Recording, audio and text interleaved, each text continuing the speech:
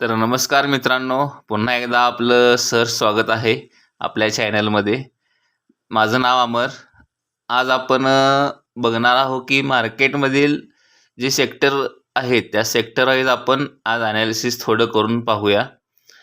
तर मला सांगायचे आहे की कोरोना फॉलपासून ते आत्ताच्या हायपर्यंत ज्या सेक्टरने किती आपल्याला पर्सेंटेजमध्ये रिटर्न दिलेलं आहे ते आपण या व्हिडिओमध्ये बघणार आहोत. आणि व्हिडिओच्या एंडला मी तुम्हाला सांगणार आहे की जे सेक्टर कोरोनापासून बाकीच्या सेक्टरपेक्षा कमी पडलेलं आहे किंवा कमी रिटर्न दिलेलं आहे आणि फ्युचरमध्ये ते सेक्टर आपल्याला चांगले रिटर्न मिळवून देऊ शकतं, हे मी तुम्हाला व्हिडिओच्या लास्टला सांगणार आहे.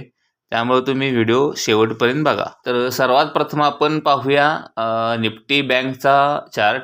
आता तुमच्या समोर बँक निफ्टीचा जो चार्ट आहे ते आपण बघू शकता मित्रांनो.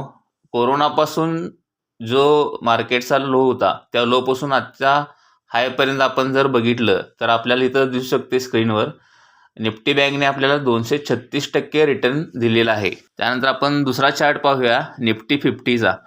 आता तुम्ही स्क्रीनवर बघू शकता निफ्टी 50ने आपल्याला जे पर्सेंटेज दिलेलं आहे ते 250%च्या आसपास आपल्याला निफ्टी 50ने आपल्याला रिटर्न दिलेले आहे. त्यानंतर निफ्टी ITचा जर आपण विचार केला तर निफ्टी ITने दिलेला आपल्याला 316% रिटर्न.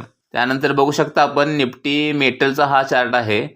मेटल सेक्टरनं आपल्याला 595% रिटर्न दिलेला आहे मित्रांनो. त्यानंतर आपण बघू शकता निफ्टी रिअल्टीचा हा चार्ट आहे. तर ह्यानं दिलेला आहे 619% रिटर्न. त्यानंतर आहे निफ्टी एनर्जी. निफ्टी एनर्जीनं आपल्याला दिलेला आहे 357% रिटर्न. हे आहे निफ्टी फार्मा इंडस्ट्रीने आपल्याला दिलं आहे 283% रिटर्न. आणि आता लास्ट जे आहे ते सेक्टर ज्या सेक्टरनं कोरोनापासून आपल्याला हवे तेवढे रिटर्न दिले नाही आहेत आणि भविष्यात आपल्याला त्यातून चांगलं रिटर्न मिळण्याची शक्यता आहे, ते सेक्टर आहे ते म्हणजे निफ्टी FMCG. तर तो तुम्ही स्क्रीनवर बघू शकता की निफ्टी FMCGनं कोरोनापासून आपल्याला फक्त 193% रिटर्न दिलेला आहे. हे जर आपण निफ्टी 50चा विचार केला तर निफ्टी 50ने आपल्याला आतापर्यंत 3 पट रिटर्न दिलेले आहेत. त्यामुळे मला वाटते की निफ्टी FMCG हे जे सेक्टर आहे FMCG आपल्याला फ्युचरमध्ये आणखी रिटर्न देऊ शकतं असं मला वाटतं. तर धन्यवाद मित्रांनो, परत भेटू आपण.